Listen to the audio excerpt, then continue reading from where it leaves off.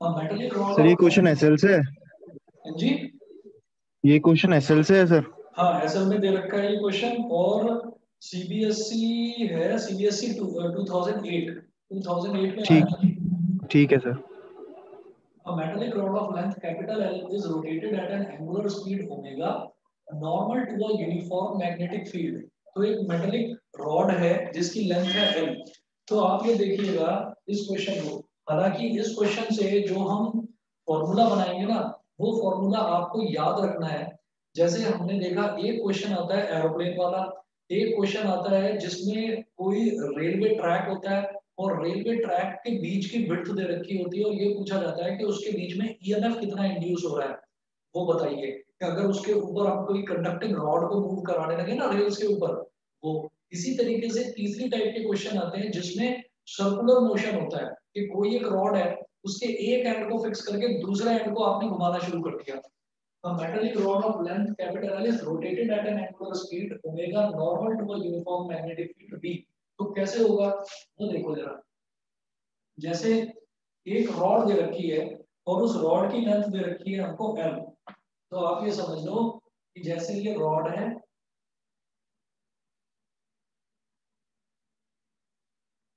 ये रॉड है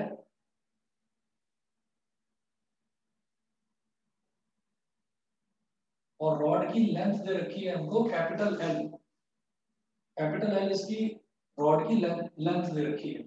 अब इसको हमने मान लीजिए इस जगह पर फिक्स करा और इसको ऐसे रोटेट करना शुरू कर दिया। इसको इस तरीके से हमने रोटेट करना शुरू कर दिया। तो ये क्या होगा, ये एक रोटेशनल मोशन फॉलो करेगा। ये इस तरीके से रोटेट होनी शुरू हो जाएगी रॉड। ठीक है। फिर इन्होंने क्या बोला है कि it is rotated eight N angular speed omega. तो इसको ओमेगा एंगुलर स्पीड से रोटेट किया जाता है, मतलब इसकी जो एंगुलर स्पीड है, ये वाली स्पीड जो है ये है ओमेगा। ठीक, लीनियर वेलोसिटी एक तरह से जिसको बोलते हैं, ये होगी हमारी omega normal to a uniform magnetic field B. तो सर्कल इस तरीके से घूम रहा है, ऐसे ऐसे ये रॉड घूम रही है, सर्कुलर मोशन कर रही है। ठीक, तो नॉर्मल, ये एक मैग्नेटिक फील्ड के नॉर्मल है। तो मैग्नेटिक फील्ड ऐसे भी हो सकता है बाहर की तरफ आता हुआ हो, क्योंकि इसने क्या बना दिया, रोटेशनल मोशन से अगर मैं देखता हूँ कि ये इस तरह से रोटेट कर रही है तो एक सर्कल बना दिया। तो उस सर्कल पर नॉर्मल होना चाहिए magnetic field, either it is outside और इट इज इनवर्ट्स। तो अगर मैं इनवर्ट्स दिखा दूं मैग्नेटिक फील्ड, तो मैग्नेटिक फील्ड इस तरीके का हो जाएगा, जिसको हम क्रॉसेस से रिप्रेजेंट करते हैं। एक, दो, तीन, चार, पांच। एक, दो, तीन, चार, पांच। एक, दो, तीन, चार, पांच। मैं यहाँ पर पांच ही क्रॉस क्यों लगा रहा हूँ, उसका रीजन सिर्फ और सिर्फ इतना है कि यूनिफॉर्म मैग्नेटिक फील्ड है। तो क्रॉसेस भी आप इसी तरीके से लगाइए कि यूनिफॉर्मली आपको दिखाई दे। तो हमने ये क्रॉसेस लगा दिए। क्रॉसेस का मतलब क्या है कि अंदर की तरफ है मैग्नेटिक फील्ड। तो ये कंडीशन दे रखी थी इन्होंने कि एंगुलर स्पीड ओमेगा और ये लेंथ जो है वो इसकी एल हो गई। ठीक है जी। अब जब हमारे पास इतना आ गया, तो हम ये देखेंगे कि चेंज इन फ्लक्स कैसे निकाला जा सकता है।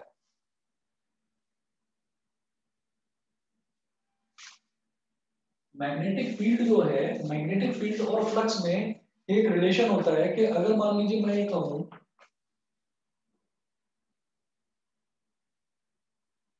मान लीजिए हम चेंज इन फ्लक्स निकालने की कोशिश करें। चेंज इन फ्लक्स मतलब क्या हो गया, डेल्टा फाई। मैं डेल्टा फाई निकालूंगा तो वो हो जाएगा B into area of cross section. B into area of cross section. अब क्रॉस सेक्शन आप शायद समझ रहे होंगे कि अगर मान लीजिए हम किसी भी मेटेलिक कंडक्टर की बात करते हैं, तो मेटेलिक कंडक्टर में एरिया ऑफ क्रॉस सेक्शन क्या होता है। मेटेलिक कंडक्टर में एरिया ऑफ क्रॉस सेक्शन ये होता है कि मान लीजिए ये हमारा एक वायर है, ये हमारा एक वायर है और इसमें ना करंट इस तरीके से फ्लो कर रही है, आई करंट इस तरीके से फ्लो कर रही है। और ये हो गया एरिया ऑफ क्रॉस सेक्शन। तो current is flowing normally to the area of cross section इस तरीके से। तो ऐसे ही यहां पर आप ये देखिएगा कि जो मैग्नेटिक फील्ड है, मैग्नेटिक फील्ड अंदर की तरफ है और सर्कल इस तरीके से घूम रहा है, तो जो सर्कल का एरिया हो जाएगा, सर्कल के एरिया के नॉर्मल है मैग्नेटिक फील्ड। तो ये मेरा एरिया ऑफ क्रॉस सेक्शन किसका बनेगा, सर्कल का। तो ये मेरे पास change in flux delta phi हो जाएगा B into area of cross section हो जाएगा पाई एल स्क्वायर, क्योंकि यहाँ पर जो रॉड की लेंथ है ना, यही एक तरह से रेडियस का काम कर रही है। पहले ये बता दीजिए, इतना क्लियर है?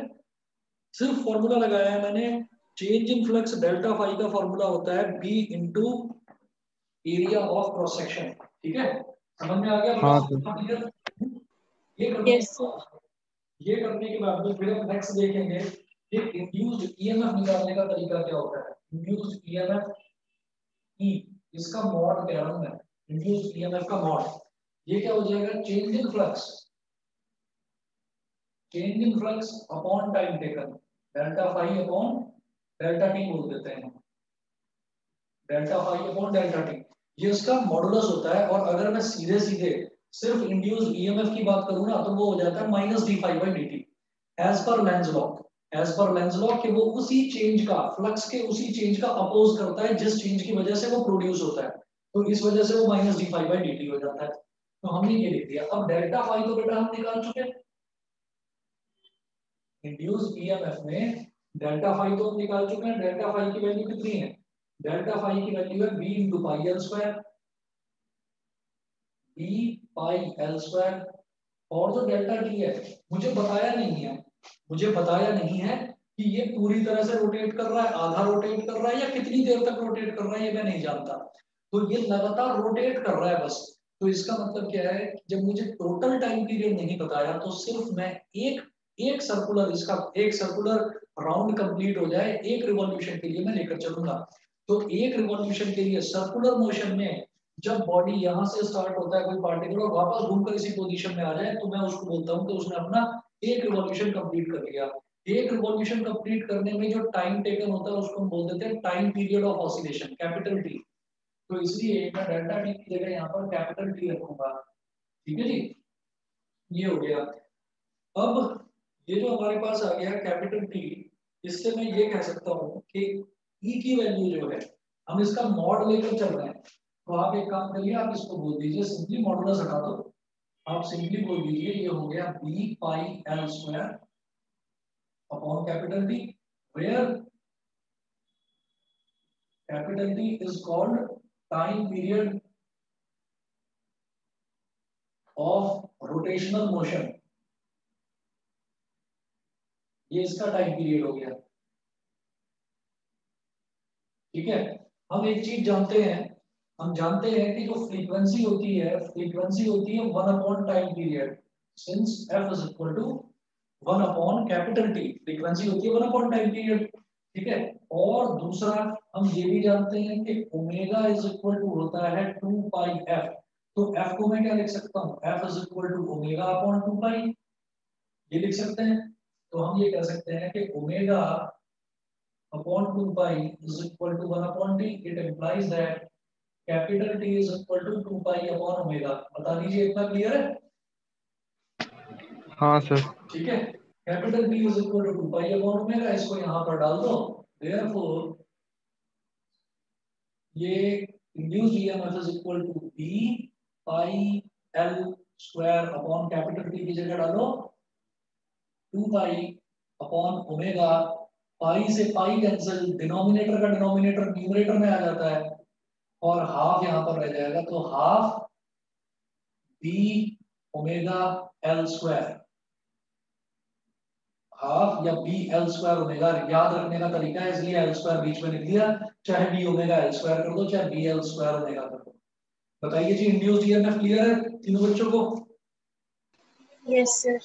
ठीक है, तो इंड्यूस्ड ईएमएफ हो गया half B L square omega. उसके बाद हम बात करते हैं जो सेकंड पार्ट में इन्होंने पूछा है, करंट इंड्यूस्ड, इंड्यूस्ड करंट की। इंड्यूस्ड करंट कैसे निकलेगा?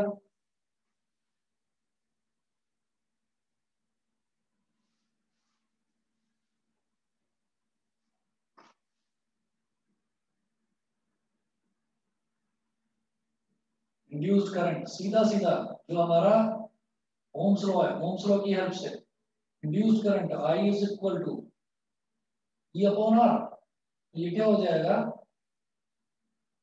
Half B L square omega upon R. बताइए जी, इसमें भी कोई प्रॉब्लम नहीं होगी मेरे हिसाब से? क्योंकि उन्होंने दे दिया है कि रॉड का रेजिस्टेंस कैपिटल आर है, ये दे रखा है इन्होंने, ठीक। तो ये हो गया हमारे पास। इसके बाद वो पूछ रहे हैं कि हीट डिसिपेशन निकालिए। हीट डिसिपेशन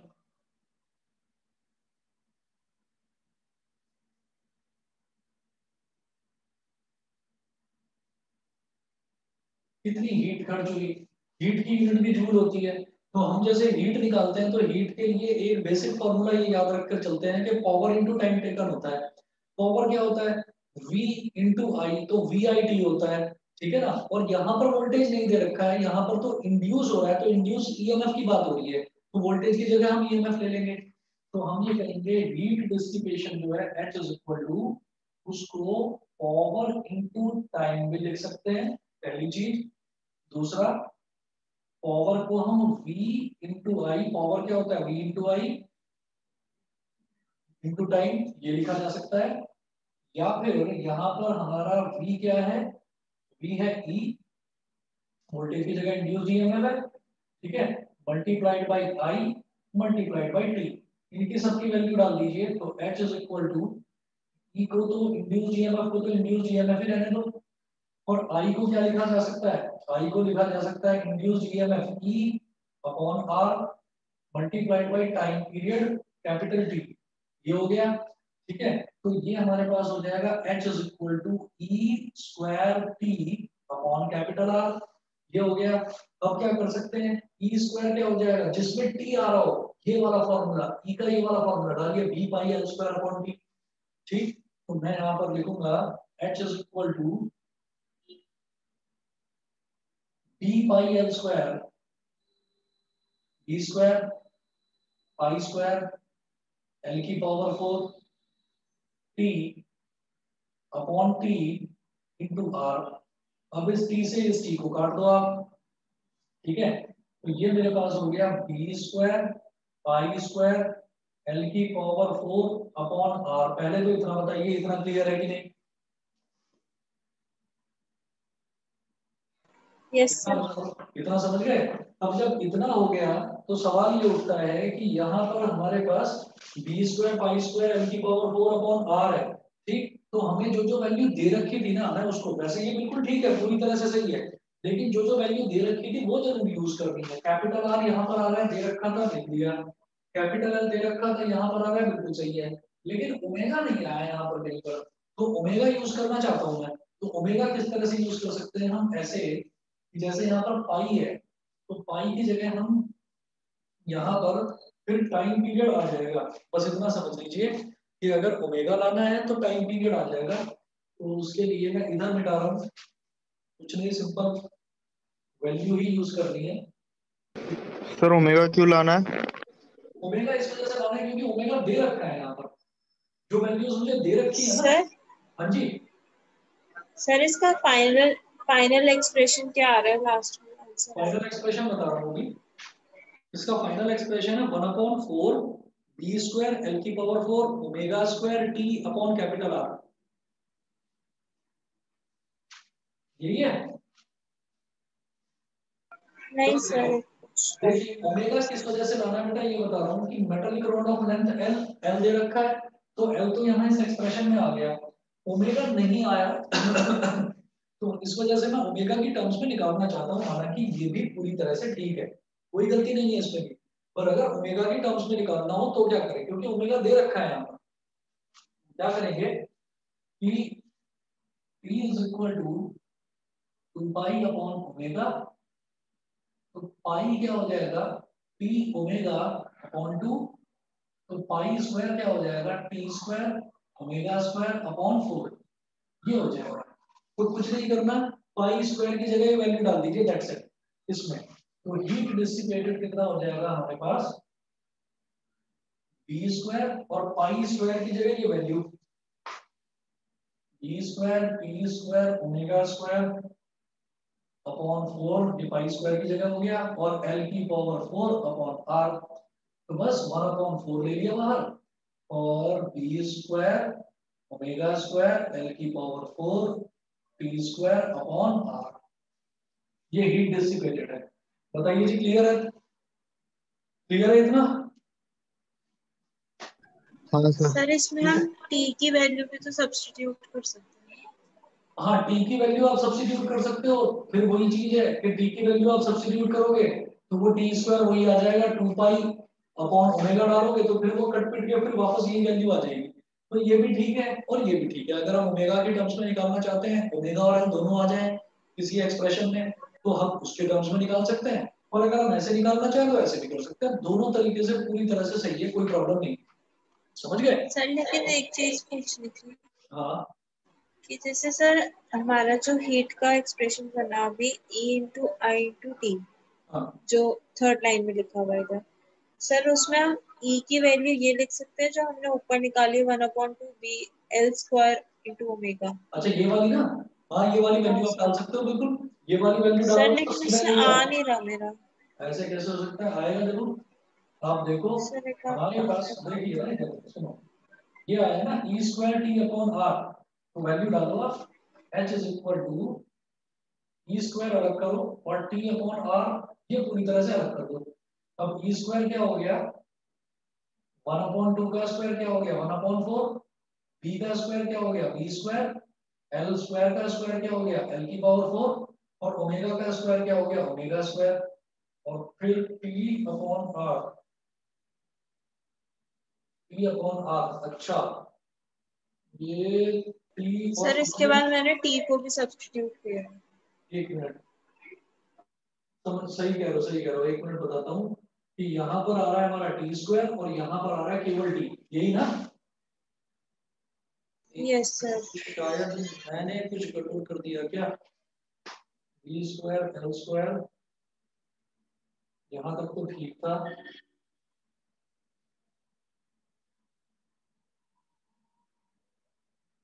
एक मिनट, ये मैंने ई स्क्वायर की वैल्यू डाली ना यहाँ पर, ये मैंने बी स्क्वायर कर दिया। बी स्क्वायर टी, टी तो यहाँ पर था ही। ये टी और आर ये तो अपनी जगह था ही। अरे हाँ ठीक है ना।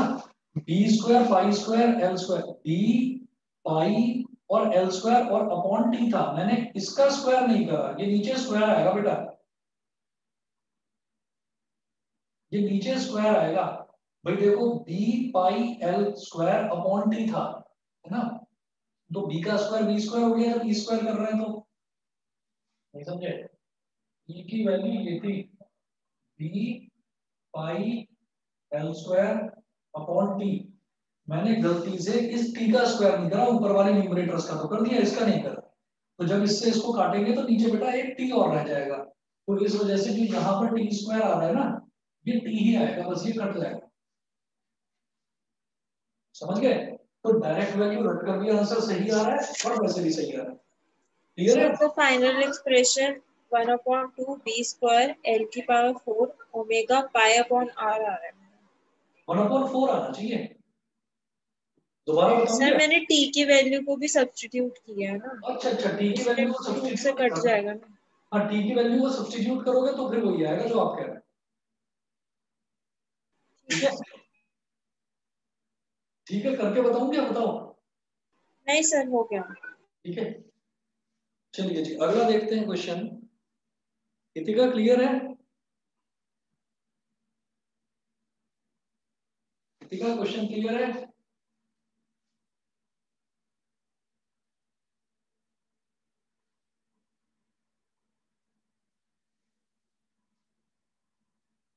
चलो जी अगला देखते हैं। अगला क्वेश्चन भी बिल्कुल इसी के जैसा है और ये क्वेश्चन एनसीईआरटी का है। A wheel with 10 metallic spokes,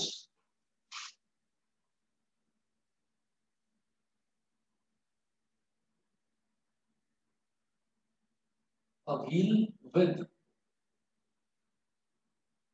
10 metallic spokes, a wheel with 10 metallic spokes, each 0.5 meter long is rotated. Each 0.5 meter long is rotated with a speed of 120 revolution per minute. with a speed of 120 revolution per minute, with a speed of 120 revolution per minute in a plane normal to the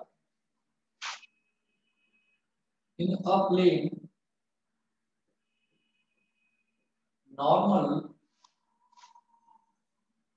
to the in a plane normal to the horizontal component in a plane normal to the horizontal component of Earth's magnetic field of Earth's magnetic field of Earth's magnetic field BH at a place. Earth's magnetic field BH at a place. Also, if BH is equal to 0.5, 0.4, if BH is equal to 0.4 G at the place,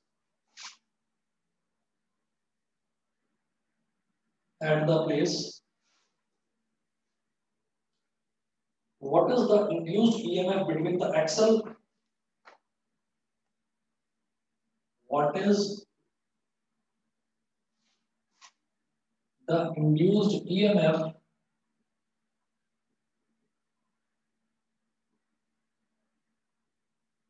between the axle and the rim of the wheel? And the rim of the wheel? Question mark. 1G is equal to 10 की power minus 4 Tesla. 1G is equal to 10 की power minus 4 Tesla. ये unit दूसरी दे रखी है यहाँ पर और उसको इन्होंने डिफाइन भी कर रखा है. ठीक है. अब वो पूछ रहे हैं कि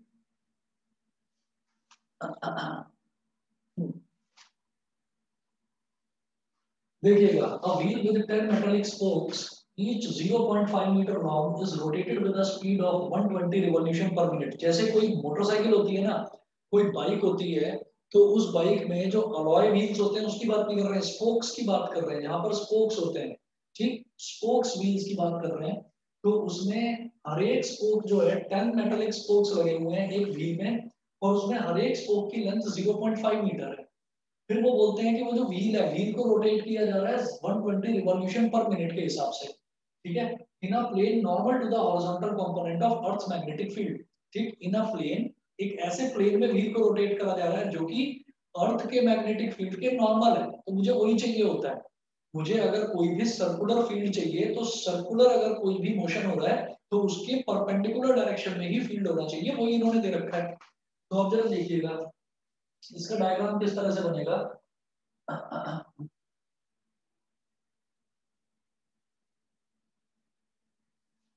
इसका डायग्राम देखिए आप.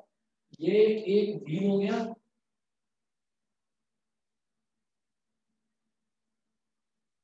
एक व्हील हो गया, और ये व्हील का एक्सल हो गया. एक्सल का मतलब बेटा क्या, ये सेंट्रल पॉइंट जिसके चारों तरफ वो व्हील घूम रहा है. अब यहाँ पर ना 10 स्पोक्स लगे हुए हैं, मेटालिक स्पोक्स. तो एक तो ये हो गया, 1 2 3 4 5 6 7 8 9 और 10. तो ये 10 स्पोक्स लगे हुए हैं. हम एक स्पोक की बात करते हैं, तो एक स्पोक की लेंथ कितनी दे रखी है, 0.5 मीटर. ठीक है. तो आप ये देखिएगा कि जैसे मैंने यहाँ पर ये फॉर्मूले डिराइव करे, एक फॉर्मूला तो मेरे पास हो गया इंड्यूस्ड ईएमएफ का, एक हो गया इंड्यूस्ड करंट का, और एक हो गया मेरे पास हीट डिसिपेटेड का. तो यही फॉर्मूले यूज होने हैं. ठीक. और हम ये कहेंगे कि जो मैग्नेटिक फील्ड है वो नॉर्मल है, तो नॉर्मल मैग्नेटिक फील्ड को आप क्रॉस बनाकर रिप्रेजेंट करो.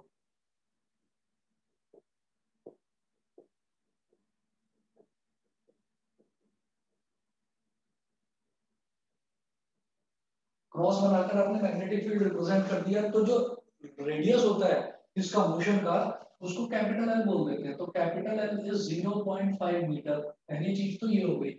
फिर ये बोल रहे हैं 120 रिवॉल्यूशन पर मिनट।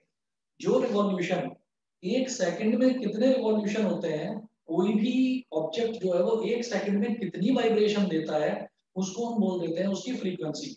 सिमिलरली रोटेशनल मोशन में कोई भी ऑब्जेक्ट एक सेकंड में कितना रिवॉल्व हो रहा है, कितने रिवॉल्यूशन कर रहा है एक सेकंड में, उसको उसकी फ्रीक्वेंसी बोल देते हैं। तो हम ये कहेंगे कि wheel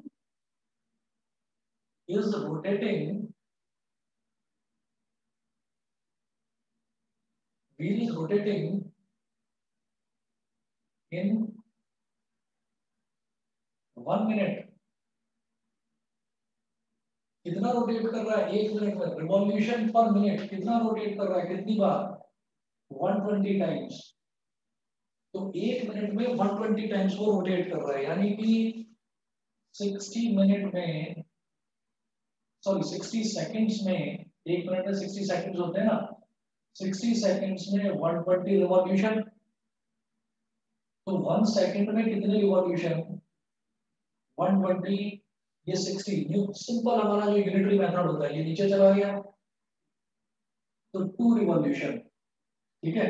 therefore frequency is equal to 2 hertz. जो फ्रीक्वेंसी हो गई इसकी वो 2 हर्ट्ज हो गई। यही होता है ना कि एक सेकंड में कितना रिवॉल्व कर रहा है, वो एक सेकंड में दो बार रोटेट कर जाता है पूरा, तो इसका मतलब वो उसकी फ्रीक्वेंसी हो गई। तो स्मॉल एफ दे दिया मेरे को 2, ठीक है। अच्छा ये पूरा मैं मिटा रहा हूं इधर।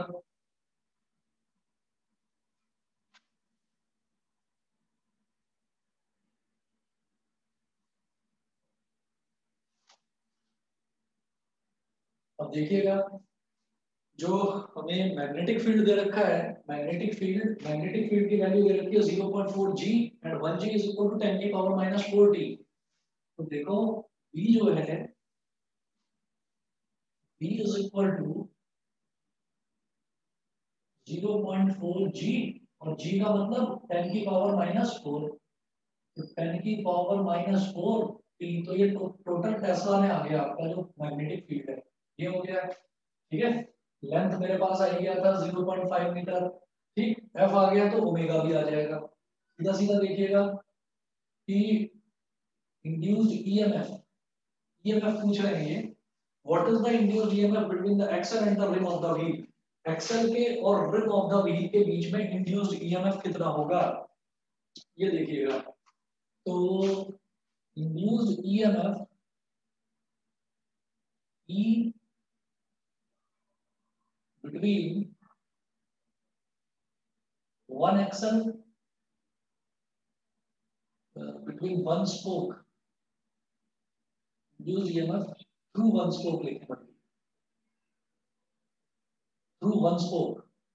एक स्पोक की अगर हम बात करें तो इंड्यूस्ड ईएमएफ एक स्पोक के लिए कितना होगा, जैसे ये एक स्पोक बार बार रोटेट हो रहा हो, तो एक स्पोक एक सेकंड में 2 बार रिवॉल्व करता है, तो सारे के सारे स्पोक्स ही कर रहे हैं ना, क्योंकि पूरा व्हील रिवॉल्व कर रहा है। तो हमने कहा कि induced EMF through one spoke ये हो जाएगा half B L square omega, ठीक है, हाफ बी एल स्क्वायर, और ओमेगा क्या होता है बेटा 2 पाई एफ, 2 से 2 काट दो। बी की वैल्यू कितनी है 0.4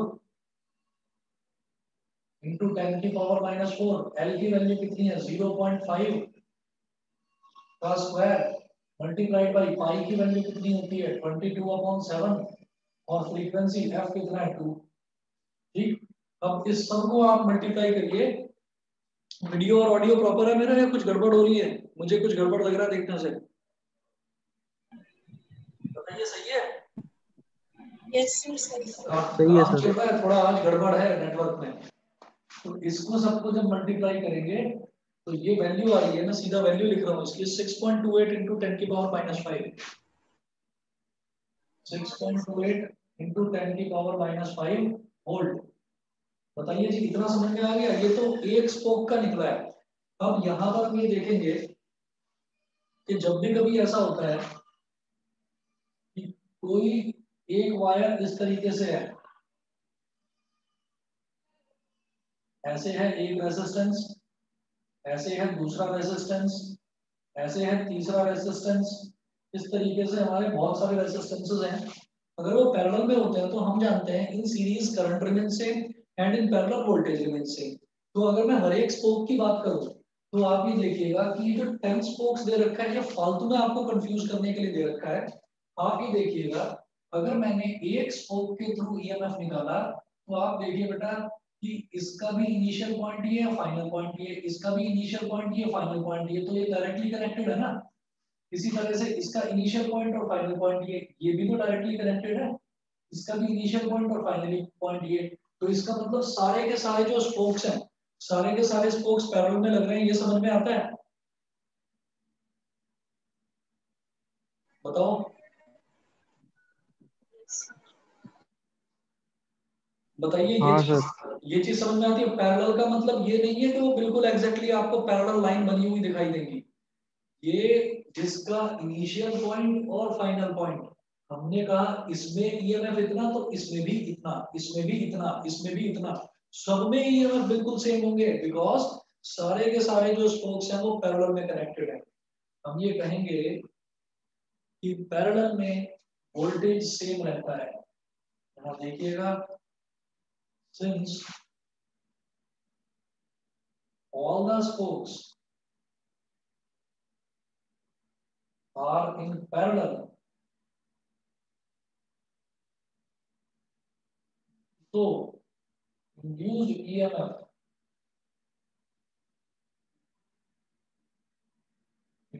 EMF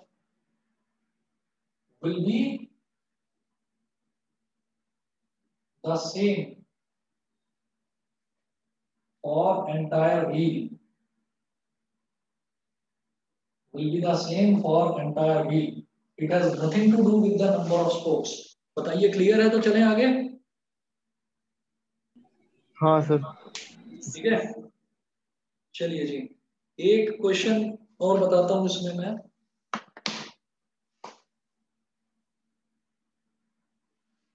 बस क्वेश्चन घुमा फिरा कर अलग अलग लैंग्वेज में दे रखे हैं, मतलब बिल्कुल सेम है। ठीक है, ये बता रहा हूं।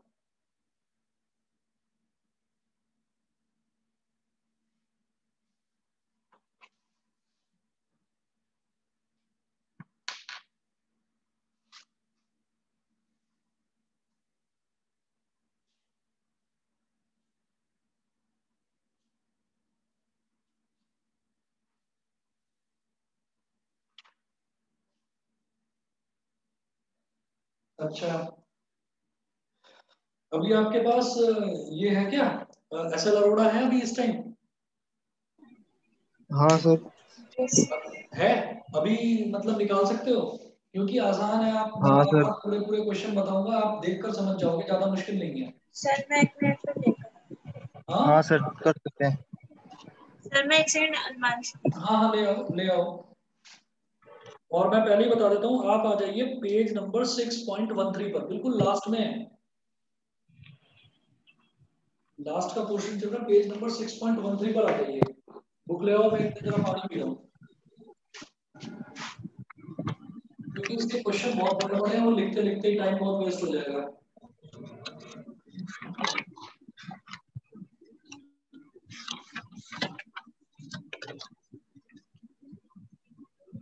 हाँ सर कौन सा क्वेश्चन? एक मिनट रुक जाओ, पानी पी रहा हूँ।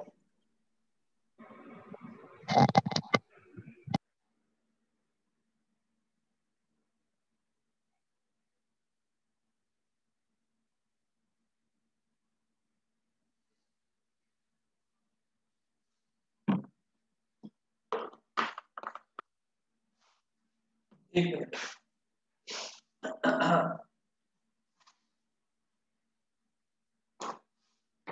पेज नंबर 6.13, एग्जाम्पल नंबर अभी अभी जो हमने कराया ना, अभी अभी हमने कराया एग्जाम्पल नंबर 20। अब आप एग्जाम्पल नंबर 21 देखो। ये सिर्फ एसएल का है, एनसीईआरटी सीबीएसई कुछ नहीं आया हुआ। एक बार देखो, when a wheel with metal spokes, बेटा मिल गया एग्जाम्पल नंबर 21 हाँ 6.13। हाँ सर। जी सर। हाँ, when a wheel with metal spokes 1 metre long, यानी कि कैपिटल एल की वैल्यू दे दी है, rotates in a magnetic field of flux density 2 × 10⁻⁴ Tesla. बिल्कुल टेंशन लेने की जरूरत नहीं है फ्लक्स डेंसिटी से। क्यों? क्योंकि यूनिट ने मेरे को सब कुछ बता दिया कि यही मेरा मैग्नेटिक फील्ड है, यूनिट है टेस्ला। तो वो फ्लक्स डेंसिटी सिर्फ कंफ्यूज करने के लिए दे रहे हैं कि ये फ्लक्स डेंसिटी क्या आ गई, ये तो मेरे को फॉर्मूला पता ही नहीं था इसका कुछ। तो ये मैग्नेटिक फील्ड है, ठीक। 2 × 10⁻⁴ tesla normal to the plane of the wheel. बिल्कुल सही, प्लेन ऑफ द व्हील जिसमें व्हील चल रहा है उसके नॉर्मल ही होगा magnetic field. An EMF of pi into 10⁻⁻2 volt is induced between the rim and the axle of the wheel. Find the rate of revolution of the wheel. Rate of revolution of the wheel का मतलब क्या है कि आपको frequency निकालनी है। समझ गए? रेट ऑफ रिवॉल्यूशन का मतलब क्या होता है कि इसको हमें रिवॉल्यूशन पर सेकंड बोल देना है। आप ये देखिए, जो मैंने फ्रीक्वेंसी निकाली वो क्या है कि 1 सेकंड में व्हील ने कितने चक्कर काट लिए, 1 सेकंड में व्हील कितनी बार घूमा, 2 रिवॉल्यूशन। तो 2 रिवॉल्यूशन पर second, RPS. RPS stands for revolution पर सेकंड। आपने सुना होगा ना, आरपीएम बोल देते हैं, रिवॉल्यूशन पर मिनट, क्योंकि इस इंजन का आरपीएम हाँ सर। है ना, ये वही चीज है। तो ये जो रिवॉल्यूशन पर सेकंड है यही है आपका फ्रीक्वेंसी। बस। तो आपको क्या करना है, ये वाला जो फॉर्मूला है इसको कन्वर्ट करो फ्रीक्वेंसी वाले में। बताओ, इसको करके दिखाऊं क्वेश्चन को या कर लेंगे? नहीं सर। पूरी तरह से फॉर्मूला हो जाएगा बेस्ड है, सर। पूरी तरह से फॉर्मूला बेस्ड, फॉर्मूले में वैल्यू डालकर सिर्फ फ्रीक्वेंसी निकालनी है।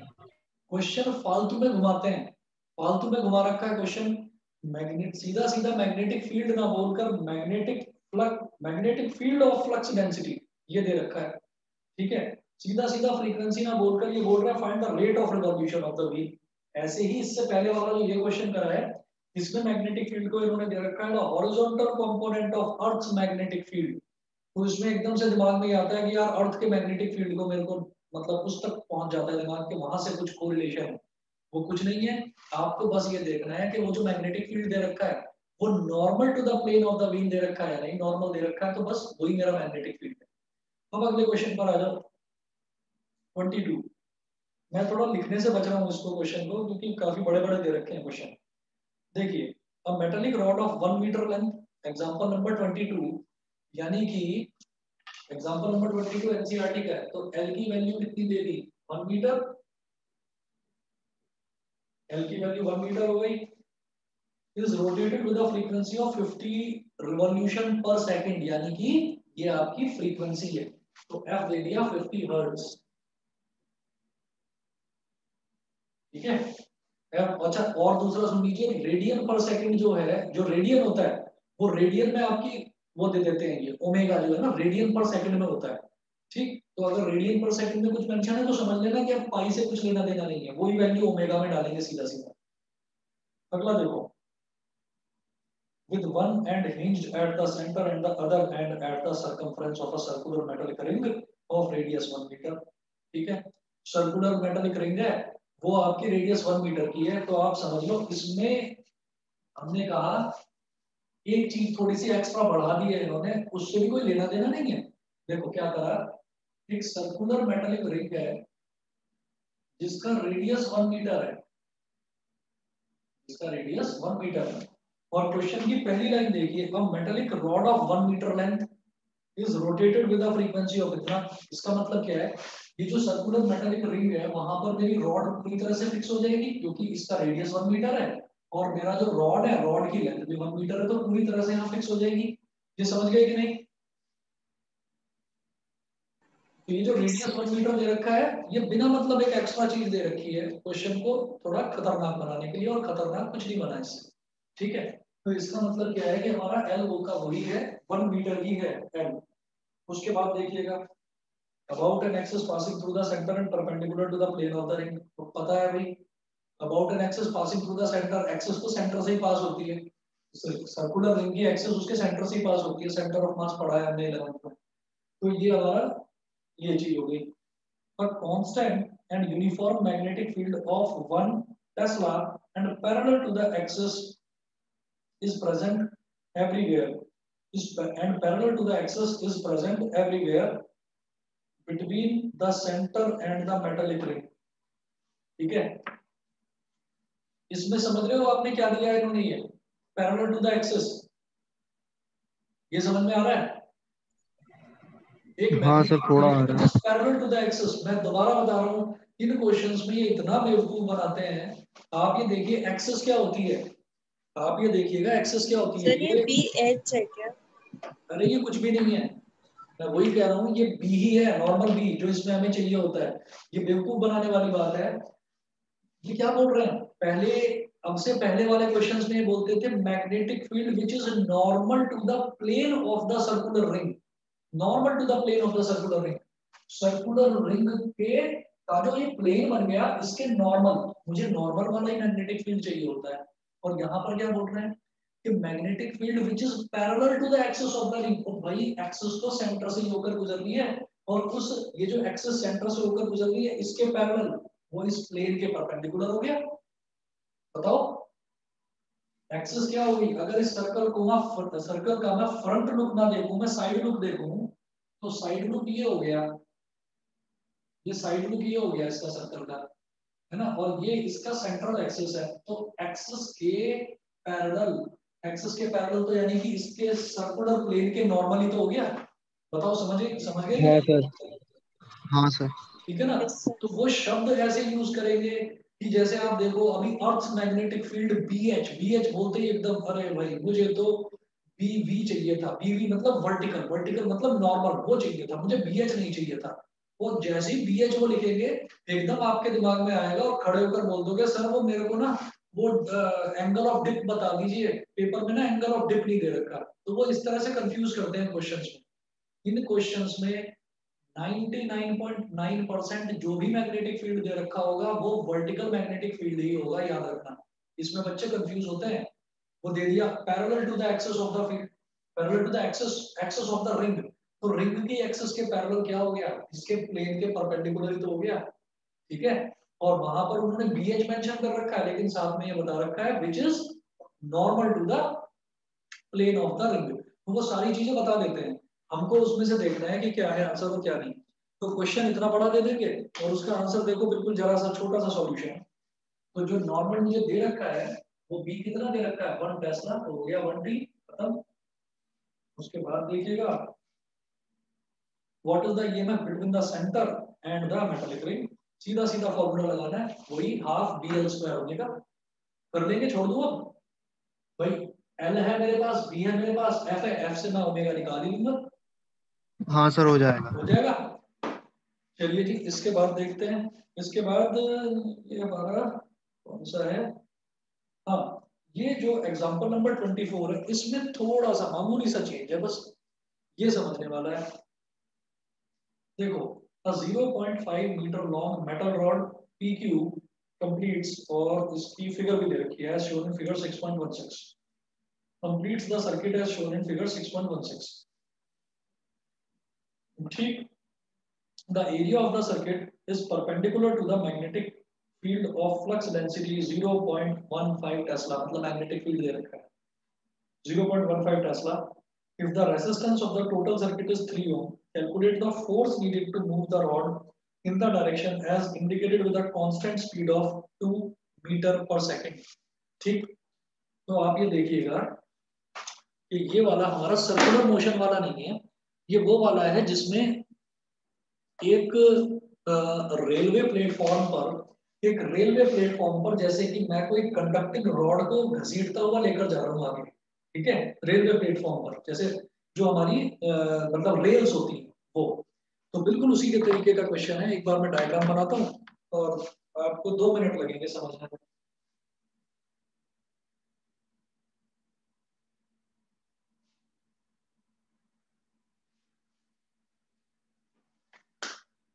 देखिए इसमें जो इन्होंने बना रखा है डायग्राम दिया है एग्जाम्पल नंबर 24।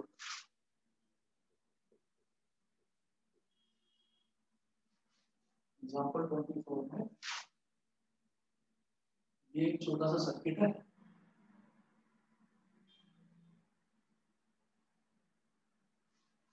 हो गया, और एक ये पॉइंट है Q, और एक ये पॉइंट है P। PQ मतलब एक स्ट्रेट रॉड है, इस रॉड की इन्होंने लेंथ दे रखी है, चलो लेंथ वगैरह बाद में देखेंगे, पहले डायग्राम बनाते हैं।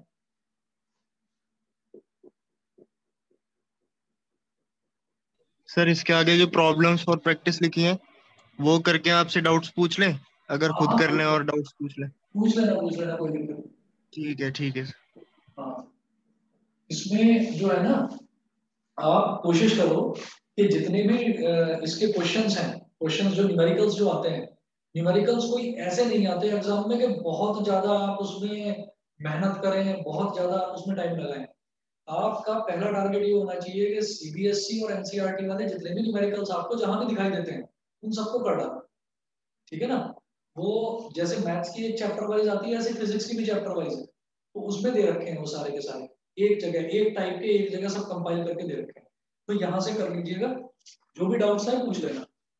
अब देखो, जैसे हमको ये दे रखा है पी क्यू, ये पी क्यू हो गई हमारी रॉड, और ये हो गई वेलोसिटी।